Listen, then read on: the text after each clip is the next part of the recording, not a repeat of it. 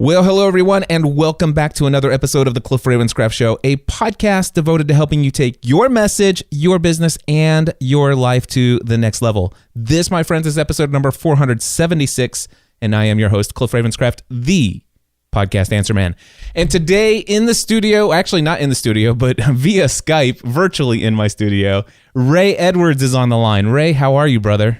I am so excited to be here on the Cliff Ravenscraft Show. Well, I'm always excited to have you on the show. And today, you and I are going to talk about something I've heard you discuss with your son, Sean, on your podcast, The Ray Edwards Show. And you guys covered over the course of a couple episodes your 7 phases of developing an online business. Yes. And at the time we did those episodes, there were only 5 phases. That's exactly what I was just getting ready to say. It's like, wait a second, I thought there were only 5, but you've added some phases. And I'm excited to have you on this show to have this conversation. The reason why, Ray, is because, as you know, I've been doing some one-on-one coaching / mentoring for people who have wanted to get an online business off the ground. And I have 2 individuals that I'm working with. Every other week, I get on a call with them for an hour. And the cool thing about doing one-on-one coaching is that you get to understand what are some of the pains and struggles and problems that exist for people who are just starting out. And you might think, why, Cliff, don't you already know this? You started out your own online business. Shouldn't you know all those pain points and so some of those problems? But for me, well, that was almost 8 years ago. And so I recognized recently from having these conversations that one of the struggles that people have, and I do remember this, was the fact that there are so many different things to do in a business. You hear it's like you've got to get your email list up and running. You've got to get your content rolling. You've got to set up your social media strategy. You have to, the list goes on and on and on, and it can be so overwhelming. Wouldn't you agree? Well, absolutely. It's so easy to get confused. And on top of that, you've got all these different voices ready to sell you something that will help you do that thing they're saying you should do. So it can get really confusing and overwhelming really fast. And you can end up spending tons and tons of money and not doing anything just because you're overwhelmed. That's what we're going to talk about today, is to help give a big picture, an overview of what kind of things need to be done in creating a business, and to try to give you step by step, where do you start and what's the next logical thing to go to, so that you're not trying to do something, let's just say from phase 4 or phase 5 in the process within your first few weeks of creating your online business. Well, that's exactly right. And that's how we developed this framework, because we noticed that people tend to want to work on phase 5 first, and we'll get into what that is. But I'll just give you the preview. That's what people want to jump into first. Or maybe phase 3. It's one of those two. And a friend of mine, Armand Morin, a long time ago, coined a term. He said, you suffer from out of sequentialism.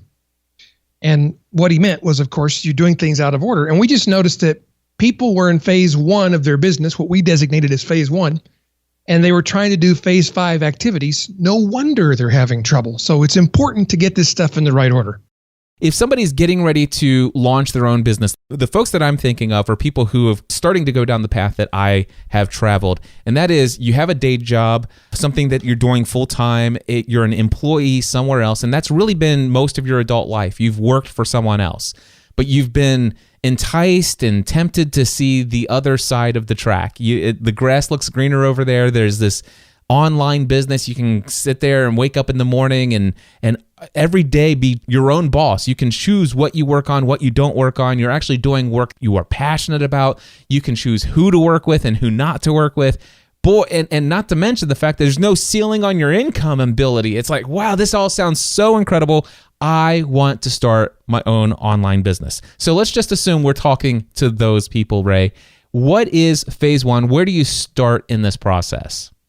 Well, and you can start here if you haven't started yet, or even if you're already deep into a business and you're feeling like you're about to drown. It's sometimes good to just go back to phase 1, and that is, phase 1 is to design your life. Design the life that you want to live. And I like to ask a few questions to help people get going on this. And I encourage journaling and writing as much detail as you can about the answers to these questions. What do you want your life to look like? And I don't mean in general terms, like, I don't mean I want to have freedom and the ability to do what I want to do. And those are all good things. But specifically, what time do you want to start work? When do you want to end work? What days do you want to work? What days do you want to have off?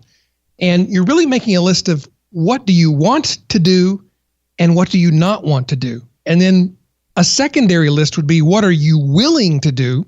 Because there's a chance you're going to have to do some things, at least at first, that you don't want to do. But this is the most important part. What are you not willing to do? Because people forget to design their life first, and they get all caught up in this idea of building a business. And the next thing they know, they have lost their family, or they've destroyed their marriage, or they've gotten completely out of balance with their health because they didn't set up the game in a way that they could win to start with. Absolutely. And when I think about what are you willing to do and not willing to do, some topics in that area to focus on is how many hours are you willing to work each week on this business? And that's outside of your day job, outside of your other commitments that you have to the family, to any other organizations that you might be a part of. How many hours are you willing to devote to this thing that you're trying to build online? Yes. And a good thing to think about is ultimately how much money do you want to make? And you kind of work backwards from there. If you know the number, let's call it your must number. For my business to be successful, I must make X number of dollars per year. Well, you can do the math backwards and figure out, well, if I'm willing to work 30 hours a week, and that's how many dollars I want to make per year, you can do the division pretty quickly and figure out how much you have to make per hour in order to make that income number. And so then you know what your time is valued at, and you can really establish pretty quickly, well, I need to make, let's just pull a number out of the air. Say, I need to make $100 an hour to make this thing work, and I'm doing $10 an hour work. There's a problem. The concern that I have is that I see a lot of people who say, okay, let's start there. Let's start with the end in mind. I need to make this much money, and I want to make that much money within the first 3 months per month from my online efforts. And there are going to be some people where that's a no-brainer. They've been networking, they've been going to conferences, they've been producing blog content, and the thing, they just need to quote-unquote turn a few things on, and boom, that's very possible. But what I see a lot, Ray, is people who are in phase one, they're trying to design their ideal online entrepreneurial life, what they want their life to look like within the first 3 to 6 months. And the problem is they want a lifestyle that's very similar to somebody who is about 5 to 10 years down the road in this. That's the lifestyle that they want as far as income and the number of hours and all that other stuff. But they want to achieve those things, and they're actually starting with no social media presence on any of the social media channels. And they have no blog content yet. They have no audience. They have attended no conferences in their area of interest. But yet they want, from day one, with starting with nothing, they want that within 30 days, 90 days, or even 6 months. What are your thoughts on that? Well, it's probably an unrealistic expectation. It's not impossible. I've seen people do it, but it's probably not a good hurdle to set in front of yourself. You have to think of your business as having seasons. And if you think of like the seasons of your life, you're an infant, and then you're a toddler, and then you're a child. And during those infant to toddler to child years, you're learning how to do the most basic things, how to walk, how to talk, how to feed yourself, how to dress yourself. And in a lot of ways, when you're starting a business, you're kind of in the infant to toddler stage. So for those of us who are in that season of our life, of our business, we've got to have a little grace for ourselves and understand that, Tony Robbins says, how long would you give your average baby to learn how to walk before you just told them that's enough? There's no more walking. Well, as long as it takes. So there is a season in your business where you may know what you want the ultimate business to look like, what the hours are, what the nature of the activities you're involved in may be. But in the beginning, you either probably have limited time and or limited money. So there are things you have to do yourself. It's called sweat equity for a reason. You have to work up a sweat to get the equity in your business. So even though you have the ideals designed ahead of time, I think that's really important. You've also got to understand that it may take some time for you to get there. Yep. And give yourself grace. So phase 1 is to design what you want your life to look like. What are you willing to do? What are you not willing to do? So that's phase 1. When do we actually start filing our corporate papers to get our federal ID numbers and all this stuff? I would be hesitant to file my corporate ID numbers just yet. I think we need to we have a framework for writing copy we call the Pastor Framework. And I won't go through the whole framework right now, but I won't explain the whole framework right now. I'll tell you what it is just so you have the context. The letters of Pastor, P-O-S-T-O-R, P stands for problem, pain, and person, or person, pain, and problem. The A stands for amplify, which means to amplify the problem and also talk about their aspirations. The S stands for story, struggle, and solution. The T stands for testimony. The O stands for the offer, what you're selling and how much you're charging for it. And the R stands for request a response, ask for the sale. So that's an outline we use for writing sales copy. And phase 2 really is the first part of that framework. It's the person, problem, and pain. And you start with the person. Who is the person that you're serving? Who is your ideal customer? What problem are you solving for them? You need a specific problem that you're solving. And what is the pain the person is experiencing? And it's really important to be able to define how they're experiencing the pain, because how you think about the problem and the pain may be different than the way they perceive it. And if you don't talk about the problem and the pain in the way that they're experiencing it, they won't hear you, because people do not believe you have a solution to a problem they do not think they have. Exactly. Let's just say Joe is the guy that we're talking about. Joe decided he wants to create a business. He's already got his niche figured out. He was an expert in this area. He's had years of experience. He loves this, wants to go out and do it on his own. He has decided who his target audience is. He knows what problem exists out there, but now what he needs to do is he needs to discover what pains is this person feeling, and how can he go out and find out what those pains are and how they're communicating those pains. Well, the easiest way to do it is to start searching on social media for discussions about this very pain that we're discussing, or pains that we're discussing. And you can use terms that you think they would be using. You can use keyword tools like the Google keyword tool to see what people are searching for on Google. I'll tell you a trick that I learned from Jay Abraham that is absolutely ingenious. And that is where you can get the language of your market for free in a couple hours. And that is, you go to Amazon and you find books about the problem that you're solving. So if you're teaching how to lose weight and build muscle, you go and find books that are similar to, in the same vein, speak to the same kinds of people who have the same kinds of pain as your people. And you look at the most popular books and you read the reviews. And specifically, you want to zero in on, in my opinion, you want to zero in on the 3-star reviews. Because that's where you get, I believe, the most honest feedback about the books. And you get the good and the bad, and you also get to hear the frustrations. I wish this book had talked about blah, blah, blah. I wish the author would say this. I don't know why nobody ever deals with this problem. And after you've done that and you've collected those reviews and copy and paste the language so you can start building a lexicon for how you're going to speak to your audience in their own language. And that, if you can find a number of books that are very popular in your niche and you can start getting the language from the reviews of those books, you're going to be miles ahead. And then the old school way of doing it, which is actually the very best way, is to go out into the real world where your people hang out and spend time with them, listen to what they say and write it down or record it. Just start becoming a noticer. Phase number 3. What's number 3? Phase number 3 is where you actually start thinking about building the product. It's, how are you going to solve this problem that people have? How are you going to relieve the pain? And this is where we get down to the stuff that you are going to sell. Is it going to be a course? Is it going to be coaching? Is it going to be a physical product? Is it going to be a book or an audio program? You need to decide, really based on what your audience wants and what they will respond to. And that you can find out by looking at what they're already responding to in your in your previous phase as you're looking for language and so forth. This is where you decide how you're going to build your product. And it's good to set a target for when it's going to be ready, because this is one of the false starts that people can make. They can desire to jump right in and start building a product before they've done the previous two phases. And that's a big mistake, because you've seen this and I've seen this. We've both seen people spend years building an elaborate, expensive product that ate up a lot of their time that nobody wanted to buy. And you don't want to be that person.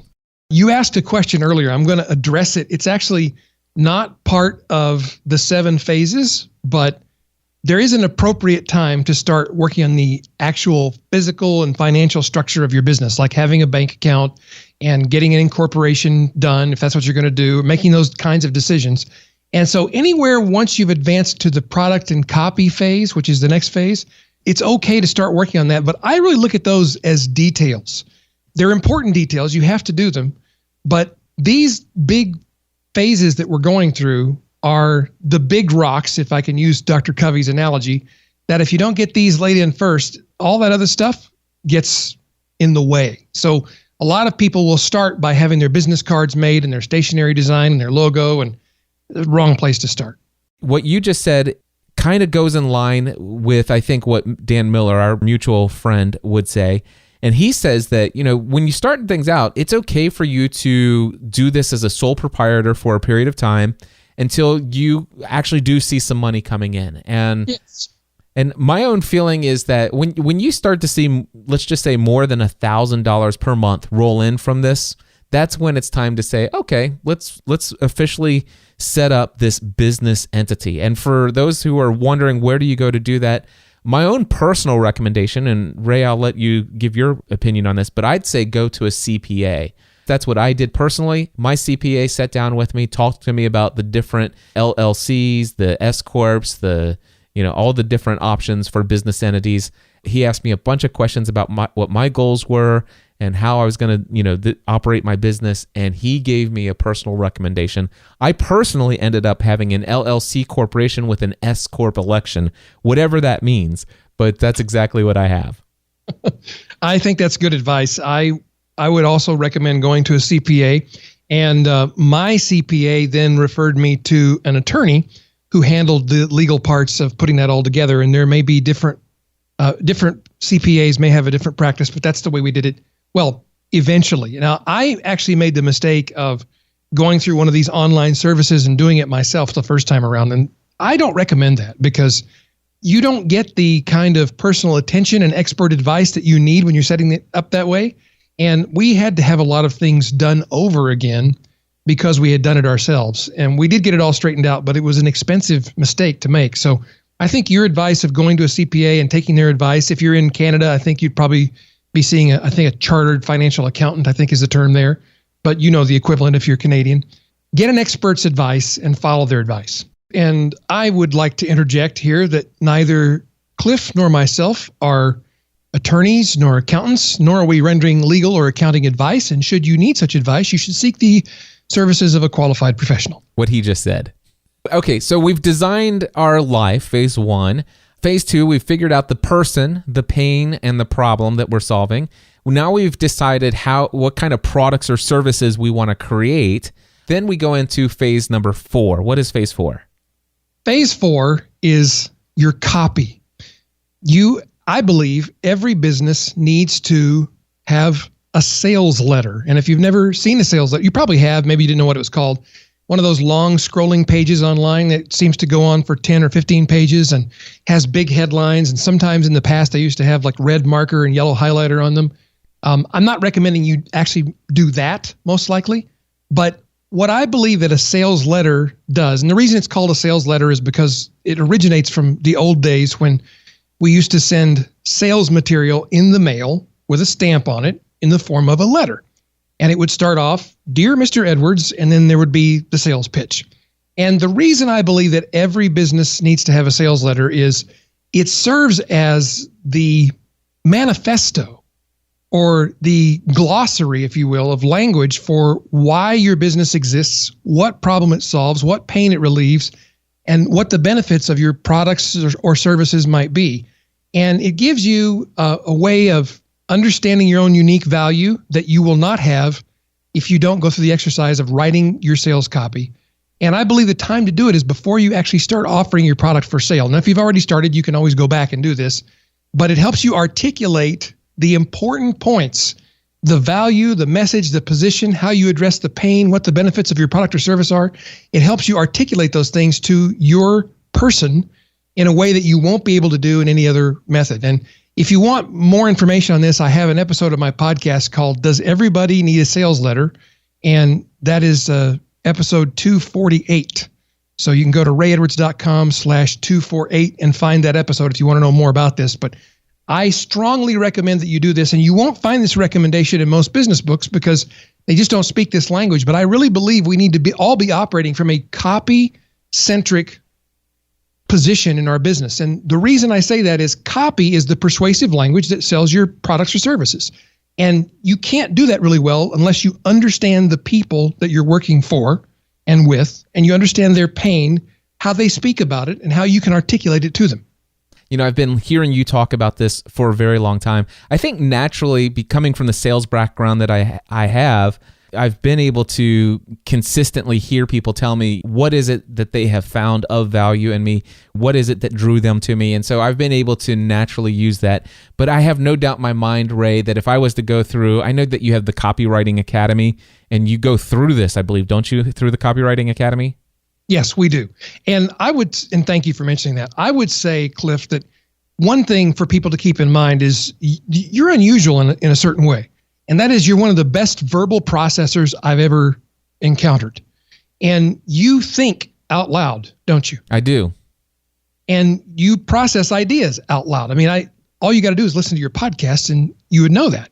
And so I believe that you actually have a sales letter in a way that most people will never be able to achieve it, which is just by speaking it out. You've said certain things so many times, you already have a lexicon of words and phrases in your mind that come to you automatically. And so as people are working with you to learn to build their business, I think one of the challenges they might have is they might think, I need to do this exactly like Cliff does and just be able to think on my feet and speak it out.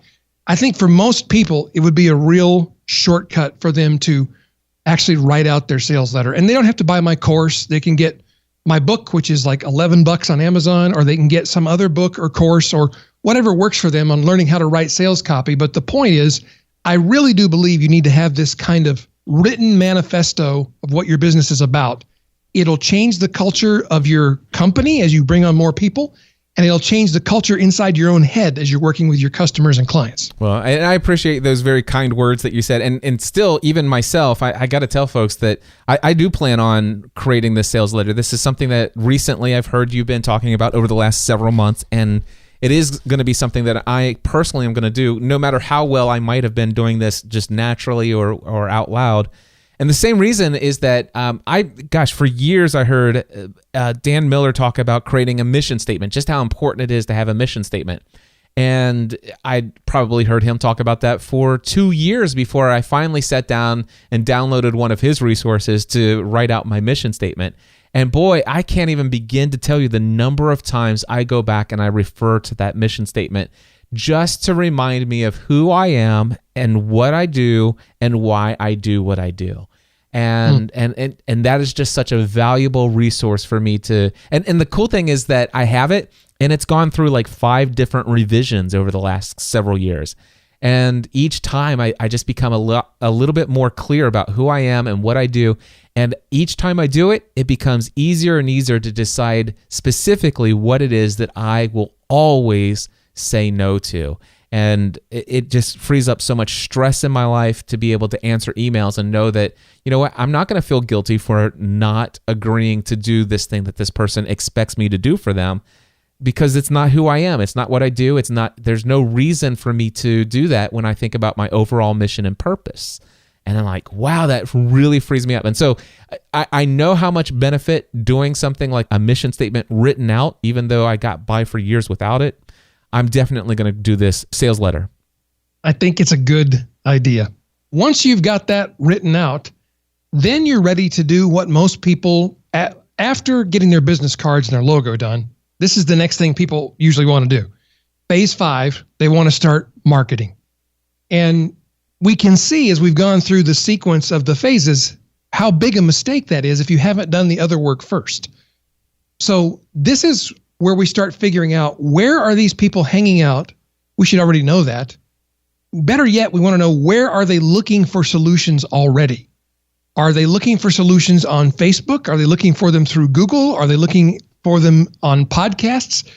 We need to know where the fish are before we start fishing. And then we can start developing our advertising strategy, which at first it may be word of mouth. It may be by posting to social media, depending on who our customers are, where they hang out, where they get their information. We need to develop an email sequence. This is something I know you've been spending a lot of time on lately, and I've heard you talk about it. And you are, one of the things I'll say about you, Cliff, is when you get on a subject, you master that subject. You've got focus like nobody I know. I appreciate that. Some call that obsessive compulsive disorder, but I'll take it as a compliment. That's what people who lack discipline call it. The important thing I want to say to people when it comes to those things, don't wait for perfection either. Get out there, learn as much as you can, and then take action. But the interesting thing is, there are always these things that people say, Cliff, you must do this. If you want to take your business to the next level, you must do this. If you want to be serious about your business, you must do this. And Ray, when it comes to email marketing, this is something that I've heard, I would say, every single month since 2009, late 2008, everybody's like, Cliff, you've got to get serious about your email marketing. You got to get serious about your email marketing. And it wasn't until October 2010 that I even started a mailing list. And even then I did everybody's, Cliff, you've got to have a lead magnet. You've got to have it's like, I'm doing other things. I've got other things that I'm passionate about. For right now, I'm following my passion. Now, here's the thing. Looking back, I can only think of what my business would be like today if I got this passionate about email strategy, 5 years ago. Boy, and there's no question in my mind, I'd be light years ahead. But you know what? For whatever reason, it wasn't a priority, and I just chose to focus on the things that I focused on. And I believe that the path that I've been down has been, for me, I'm satisfied with. I'm changing some of that today, and I'm experiencing the benefits of those changes. But the one thing I got to tell people is sometimes you just got to go with your gut, and you got to do the things that you're passionate about. Does that make sense? Well, it makes total sense. And I think you illustrate a good point, and that is there's no one right way to do this. I did all this the quote wrong way when I was starting my business. I mean, all of it. I got it all out of order. I made a lot of mistakes. These phases that we've been walking through, a lot of this has come from my own terrible experiences. And I realized, I should have done this other thing first. It would have been so much easier if I had done that. So the best teacher in the world is experience, and it's also the most painful teacher in the world. So the really best teacher in the world is other people's painful experience. Exactly. What is phase 6? Phase 6 is optimization. At this point, you have your blog, your podcast, your website set up. You have a product, you're selling it, you're making some money. This is where you optimize the performance of everything in your system. You're logging everything. You're tracking the things that you're working on right now, your email click-through rates, open rates, response rates, the number of subscriptions or subscribers that you're picking up every day, the clicks on your ads, the people who show up for your webinars. When people leave your webinars, are they staying through the whole thing? You're tracking your video metrics if you're doing YouTube or if you're marketing through videos. And some of the most basic things, like how many sales do you have to make per day in order for your business to be successful and profitable? And are you making those many sales? So you're looking for all the weak links in your operation, and one by one, you're shoring them up and you're optimizing their performance. Excellent. So once you have your marketing in place and you're starting to see some sales come in, now it's time to optimize. You've already got the product, service, things are rolling, but now let's see how we can tweak a few things, maybe some split testing, and see if we can get the metrics to make this even more profitable. Yes. And phase 7 is scale or sale. So the reason there are two options here is because some people are going to want to scale their business and grow it and make it bigger. And I think you have to ask yourself, is my business a mission or is it a means? If it's a mission, I'm going to scale it because I don't want to let go of my mission. If it's just a means, if it's something that's providing me with income and wealth, there's nothing wrong with that, but I need to know that. So if I want to scale, I need to figure out how I'm going to grow. What are the dangers of wild success? Like, what would I do if I suddenly had 500,000 visitors to my website today? Would I be able to handle that? That's a question you should probably ask yourself. And then on the other hand, if your business is a means to an end, there may be a point where you want to sell it, because that may be the way for you to get the value back out of your business. And this is where you start thinking about, and maybe it's a good thing to think about this earlier in the process, is your business sellable, or are you the business? Because if you're the business, it's really hard to sell you. Yeah. And I just want to throw out there that it's okay if your business is you.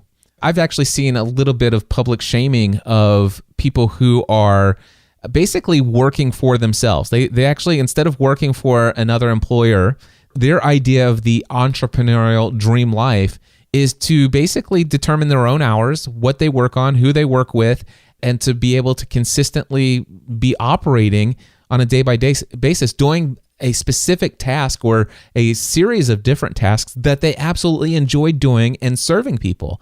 As far as they're concerned, if they could do that every day for the rest of their life, they're going to be completely satisfied. And that, I believe, is an okay and worthy goal if that's what you choose for yourself. Yes, and there's absolutely no shame in that. I think Dave Ramsey is a great example of somebody who really is his business, but he's also built a very scalable business. He's got 600 people working for him. He owns a giant facility in the Nashville area, and he has a multi-million-dollar worldwide empire. So he's an example of somebody who is working for himself, and he is the business, but he's also created a very scaled, big enterprise. Absolutely. Well, Ray, I know we could go on forever talking about all kinds of different things, but I just want to say thank you for taking the time to, number one, go through your own journey and see, if you had to do it over again, what's the framework for doing this, and for doing this for clients that you work with as well, and then coming to share that here with my audience also. Well, I appreciate the invitation. It's always a pleasure and a privilege. Well, my friends, that's going to wrap up my conversation with Ray Edwards. Go check him out, rayedwards.com, and you definitely want to subscribe to his weekly podcast, The Ray Edwards Show. Also, I just want to say real quick, if you haven't done so already, make sure that you sign up for my podcasting newsletter. Every single week, I give away my best advice, tips, strategies, tools related to podcasting. Every single week, the best advice I've given to anyone I've ever worked with thousands of people, I'm giving away every Friday my best advice via email. You can head over to podcastanswerman.com/list and sign up for my mailing list, and you too can receive this free, highly valuable information related to podcasting. And of course, if you are thinking about launching a podcast, or you want to take your existing podcast to the next level, my next Podcasting A to Z online coaching program begins on Monday, January 2nd. You can go to podcastingatoz.com to learn more information.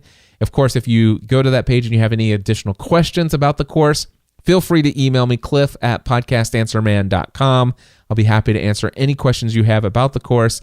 I would love to have the opportunity to be your personal coach for 4 weeks, either walking you through every single step in the process of successfully launching your audio podcast, not just any audio podcast, but a great, amazing sounding podcast. I would love to help you do that. And of course, those of you who do have a podcast already, if you would love to just have the ability to ask me an unlimited number of questions for a 4-week period of time, I would love to give you that opportunity through this course. Head over to podcastingatoz.com. Thank you guys so much. And until next time, I encourage you to take everything you do to the next level. Podcast Answer Man.